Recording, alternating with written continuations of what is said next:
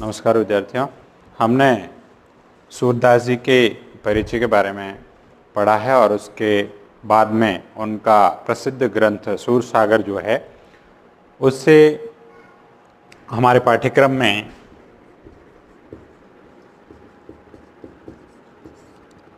चार पद शामिल किए गए हैं, जिनमें भ्रमर गीत विशेष तौर पे 4 पदों में पहला पद जो है वो लीला विलास से संबंध रखता है और 3 पद जो है वो भ्रमर गीत में गोपियों और उद्धव के मध्य जो संवाद हुआ है उससे संबंध रखता है। सूरसागर ग्रंथ से लिया गया है। एक बार क्या होता है कि श्री कृष्ण की राधा से भेंट हो जाती है ब्रज में, और फिर वे अपरिचय की दीवार को ढहाते हैं और राधा को परिचय पूछते हैं। और उसी संबंध में हमारा पहला पद है, बूझत श्याम कौन तू गोरी, काकी है बेटी कहाँ रहती, देखी नहीं कबू ब्रज खोरी। यानी श्री कृष्ण उनसे परिचय पूछते हैं और कहते हैं कि हे सुंदरी, तुम कौन हो, किसकी बेटी हो और कहाँ रहती हो। आज से पहले मैंने कभी तुम्हें ब्रज की गलियों में नहीं देखा। ये सुनकर राधा उन्हें जवाब देती है कि मुझे ब्रज में आने की क्या आवश्यकता है, मैं तो अपने बरामदे में ही खेल लेती हूँ।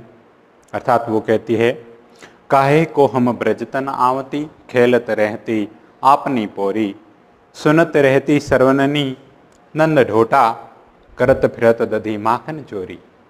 वो बड़ा सुंदर जवाब देती है और कहती है कि मुझे तो ब्रज में आने की कतई आवश्यकता नहीं है, क्योंकि मैं तो घर के आंगन में ही खेल लेती हूँ, बरामदे में या दहलीज में ही खेल लेती हूँ, पूरी में ही खेल लेती हूँ। मगर खेलते खेलते मैं प्राय सुनती हूँ अपने कानों से कि कोई नंद जी का लड़का है जो दूध दही और माखन की चोरी करता है, दूध दही और माखन की चोरी करता है।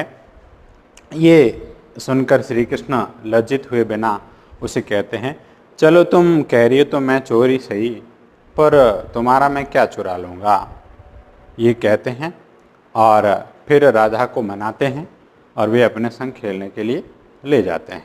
इस प्रकार किशोरावस्था में उनकी ये पहली मुलाकात होती है और वे उसको रिझाकर अपने साथ में ले जाते हैं।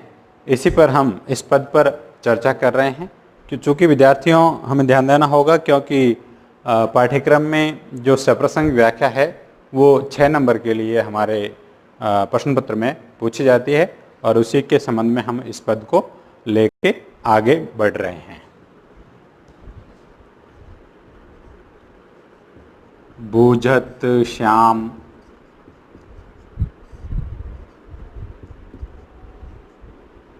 बूझत श्याम कौन तू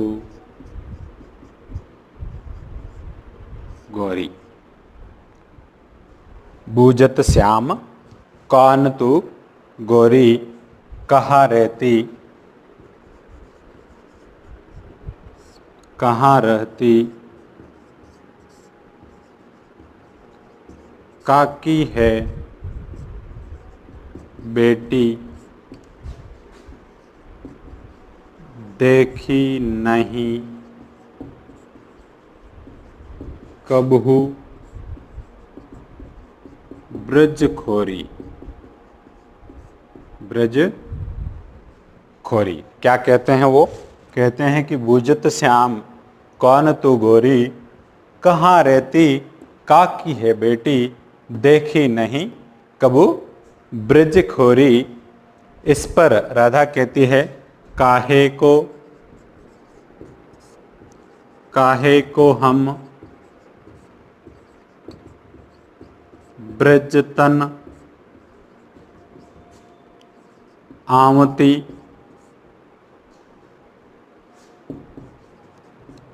खेलत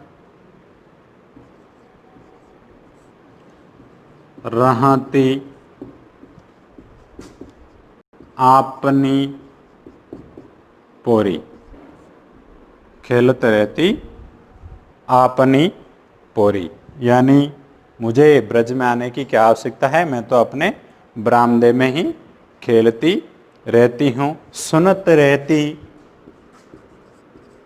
सुनत रहती सर्वननी नंद ढोटा करत फिरत दधी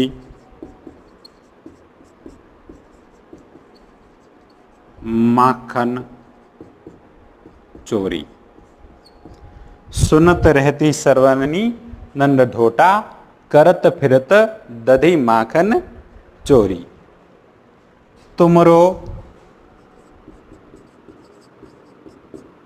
तुमरो कहा चोरी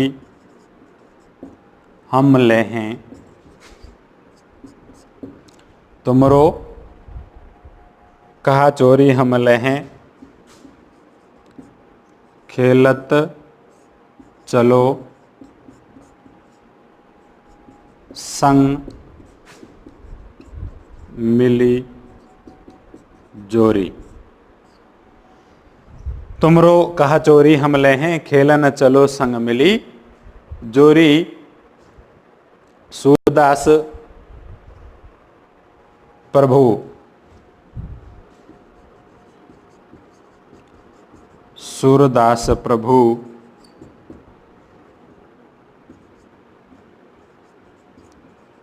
रसिक शिरोमणि, रसिक शिरोमणि बातनी बुराई राधिका भोरी। देखिए ये पद है विद्यार्थियों, बूझत श्याम कौन तू गोरी, कहाँ रहती काकी है बेटी, देखी नहीं कबू ब्रज खोरी। काहे को हम ब्रज तन आवती, खेलत रहती आपनी पोरी। सुनत रहती सर्वनी नंद ढोटा, करत फिरत दधी माखन चोरी। तुमरो कहा चोरी हम लेवें, खेलत चलो संग मिली जोरी। सूरदास प्रभु रसिक शिरोमणि बातेनी भूरी राधिका भोरी। यहाँ पर हम कठिन शब्दार्थों को ध्यान में ले लेते हैं। बूझत शब्दार्थ, बूझत यानी पूछते हैं। फिर है श्याम यानी श्री कृष्ण।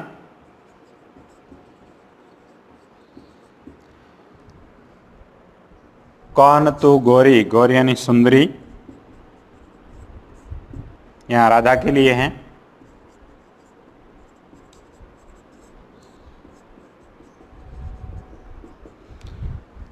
संबोधन शब्द कहाँ रहती यानी कहाँ रहती है, काकी यानी किसकी,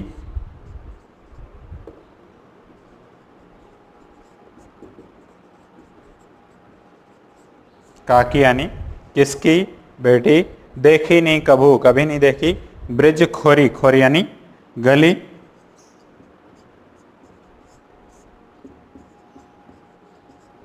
खोरी यानी गली। काहे को किस लिए, ब्रज तन, तन यानी और की तरफ, तन और या तरफ।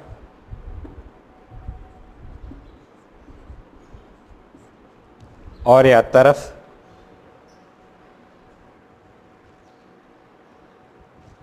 फिर काहे को किस लिए हम ब्रज तन यानी और आवती, खेलत रहती आपनी पोरी, पोरी यानी दहलीज।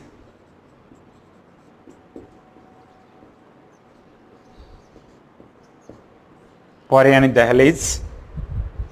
सुनत रहती सुनती रहती हूँ, सर्वननी यानी कानों से,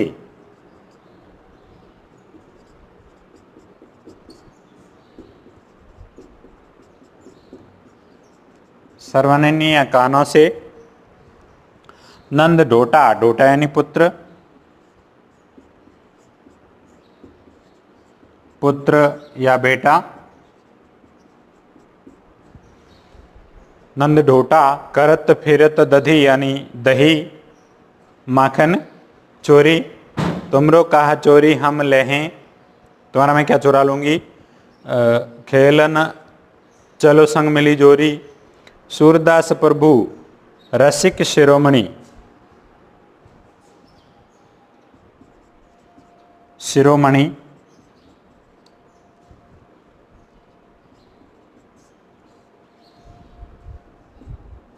यानी रस भरी बातें करने में माहिर, सर्वोपरि। सिरमौर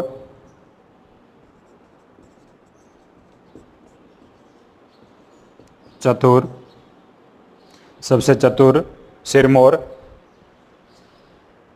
बातनी यानी बातों द्वारा, बुरे यानी बहकाली।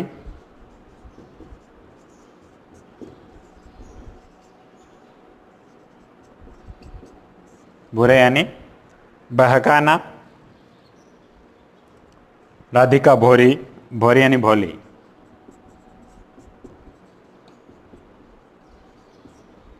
भोरी यानी भोली। ये कठिन शब्दार्थ होने के बाद में विद्यार्थियों हमें इसकी सप्रसंग व्याख्या करनी होगी। व्याख्या को हम इस प्रकार देख रहे हैं। देखिए, श्री कृष्ण की राधिका से ब्रज में भेंट होती है और भेंट के दौरान वो दोनों बात करते हैं, अपरिचित होते हैं पहले, और उनकी पहल से यानी श्री कृष्ण की पहल से अपरिचय की ये दीवार ढह जाती है और श्री कृष्ण पहल करते हैं और राधा से क्या पूछते हैं, सुनिए। बूझत श्याम कौन तू गोरी। श्री कृष्ण को एक दिन अकस्मात जो है वो मिल जाती है राधिका ब्रज में और वे उनसे पूछते हैं, हे सुंदरी तुम कौन हो। हे सुंदरी तुम कौन हो, कहाँ रहती, तुम कहाँ रहती हो, काकी है बेटी, तुम किसकी पुत्री अर्थात बेटी हो। देखी नहीं कबू ब्रज खोरी, मैंने आज तक तुम्हें कभी ब्रज की गलियों में नहीं देखा है। ये सुनकर राधा बड़ा सुंदर ही जवाब श्री कृष्ण को देती है और क्या कहती है, सुनिएगा। राधा कहती है, काहे को हम ब्रजतन आवती, काहे को हम ब्रजतन आवती, मुझे ब्रज की गलियां में आने की क्या आवश्यकता है। खेलत रहती अपनी पोरी, मैं तो अपने घर के बरामदे में ही खेल लेती हूँ, अपनी दहलीज में ही खेल लेती हूँ। आपकी ब्रज आपको ही प्यारी हो, मुझे वहाँ आने की कतई आवश्यकता नहीं है। पर मैं अक्सर घर की दहलीज पे खेलते खेलते ये सुनती हूँ अक्सर कानों से, सुनत रहती सर्वननी यानी कानों से सुनती हूँ। नंद ढोटा कोई नंद जी का पुत्र है जो क्या करता है, करत फिरत दधी माखन चोरी, दूध और दही की चोरी करता है, माखन की चोरी करता है। अर्थात तो तुम क्या हो, वो श्री कृष्ण पर व्यंग्य के रूप में उलाहना देती है कि तुम वो चोर हो जिसके बारे में दुनिया कहती है कि कोई नंद जी का लड़का है जो दूध दही और माखन की चोरी करता है, कहीं तुम वो तो नहीं हो। ये बात सुनकर श्री कृष्ण लज्जित हुए बिना क्या कहते हैं, देखिए। चलो तुम कह रही हो तो मैं चोरी सही, तुमरो कहा चोरी हम ले, मगर तुम्हारा मैंने क्या चुरा लिया। खेलने चलो संग मिली जोड़ी, क्यों ना जो है हम जोड़ी बनाकर खेलने के लिए चलते हैं। उन्होंने कहा क्यों ना हम जोड़ी बनाकर खेलने के लिए चलते हैं।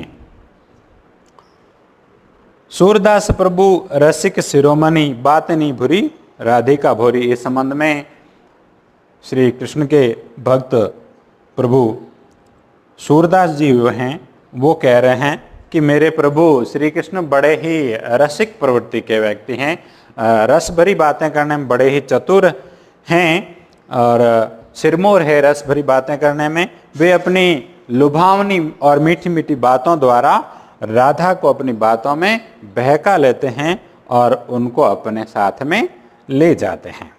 ये विद्यार्थियों हुआ इसका अर्थ।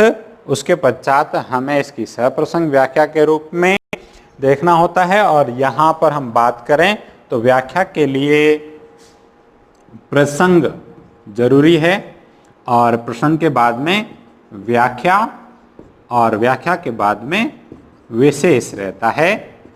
तो इसको हम बारी बारी से जो है करेंगे, प्रसंग, व्याख्या और विशेष।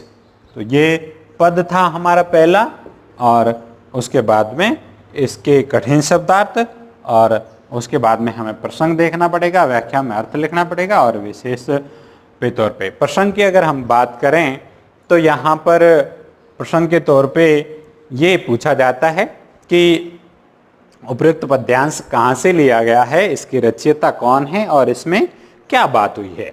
तो जब प्रसंग की हम बात करें तो विद्यार्थियों इसके संबंध में हमारा प्रसंग लिखना पड़ेगा हमें व्याख्या करते वक्त। पहला बिंदु जो है वो प्रस्तुत काव्यांश हमारी हिंदी पाठ्य पुस्तक क्षितिज के सूर द्वारा रचित उनके पदों से लिया गया है। सूरदास जी ने इस पद में श्री कृष्ण और राधा के परिचय का वर्णन किया है। ये हो जाएगा प्रसंग, और प्रसंग के बाद में आती है व्याख्या। व्याख्या के तौर पे हमने अभी जो इसका अर्थ निकाला था वही हमें लिखना पड़ेगा कि श्री कृष्ण जो है उन्हें ब्रज में एक बार राधा दिखाई देती है और वे उनसे परिचय पूछते हैं कि हे सुंदरी, तुम कौन हो, कहाँ रहती हो, किसकी बेटी हो, आज से पहले मैंने कभी तुम्हें ब्रज की गलियों में नहीं देखा है। इस पर उनका ये जवाब सुनकर राधा उन्हें कहती है कि मुझे ब्रज में आने की कतई आवश्यकता नहीं है, मैं तो अपने घर के बरामदे में ही खेला करती हूँ, आपका ब्रज आपको ही मुबारक हो। मगर खेलते खेलते मैं ये सुनती हूँ कि कोई नंद जी का लड़का है जो दूध, दही और माखन की चोरी करता है, कहीं तुम वो चोर तो नहीं हो। ये सुनकर श्री कृष्ण उन्हें जवाब देते हैं कि चलो तुम कह रही हो तो मैं चोरी से ही, मगर इतना बता देता हूँ कि तुम्हारा मैंने क्या चुरा लिया, क्यों ना हम जो है दोनों जोड़ी बनाकर साथ में खेलने के लिए चलते हैं। इस प्रकार मीठी मीठी बातें करते हैं और लुभावनी बातों द्वारा भोली राधा को अपने बातों के जाल में फंसा देते हैं या बहका लेते हैं, और वो उनके साथ में खेलने के लिए राजी हो जाती है और श्री कृष्ण के साथ में जोड़ी बनाकर चली जाती है। ये इस संबंध में हुई इसकी व्याख्या। और विशेष फिर रहता है इसका विशेष। विशेष के अंदर हम बात करें तो यहाँ पर विद्यार्थियों लिख देता हूँ मैं विशेष।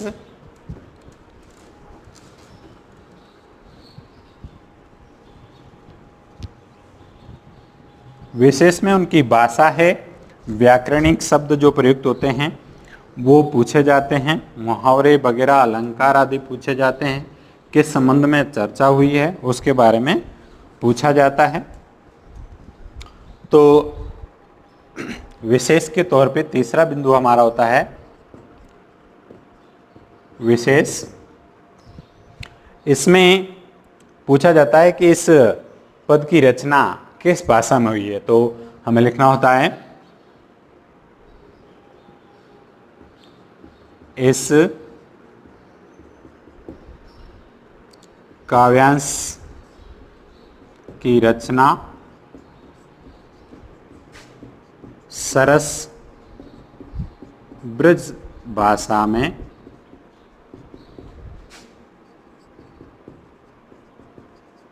हुई है। फिर दूसरा बिंदु लिखना होता है। दूसरे बिंदु के तौर पे हमने इसमें क्या पाया गया कि युवावस्था की वार्तालाप शैली जो है, इस पद में शैली है वार्तालाप शैली,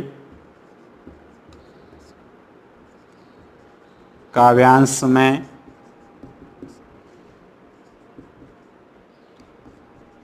वार्तालाप शैली का प्रयोग हुआ है, जो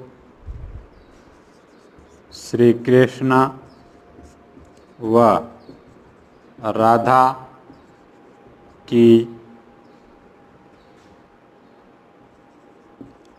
अवस्था के अनुरूप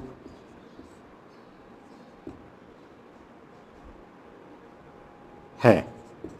यानी किशोरावस्था है उनकी, और किशोरावस्था में परिचय के रूप में उनकी वार्तालाप या संवाद हुआ है। तीसरा पद, श्री कृष्ण को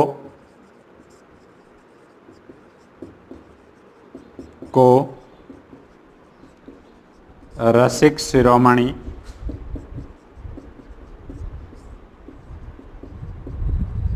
बताया गया, रसिक शिरोमणि बताया गया है। इस पद में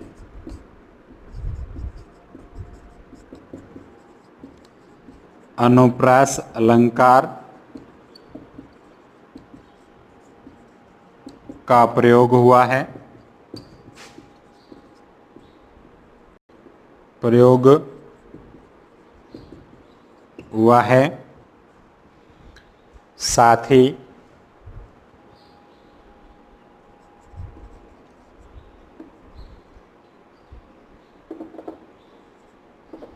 संपूर्ण पद गयता लिए हुए हैं। यानी इसको गाया जा सकता है, गेय शैली का प्रयोग इसमें किया गया है। बड़ा सरस है और माधुर्य गुण इसमें प्रयुक्त हुआ है।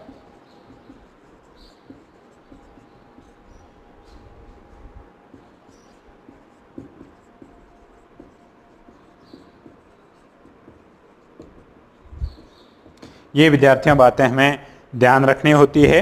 इस पद्यांश के तौर पे इसका अर्थ आ गया, कठिन शब्दार्थ आ गए, व्याख्या के तौर पे अर्थ हमने 2 बार यहाँ पर प्रयुक्त किया है, और उसके बाद में विशेष यहाँ पर हो गया है। और संदर्भ के संबंध में हम लिखते हैं कि ये काव्यांश कहाँ से लिया गया है, पाठ्यपुस्तक का नाम, कक्षा आदि का प्रयोग किया जाता है।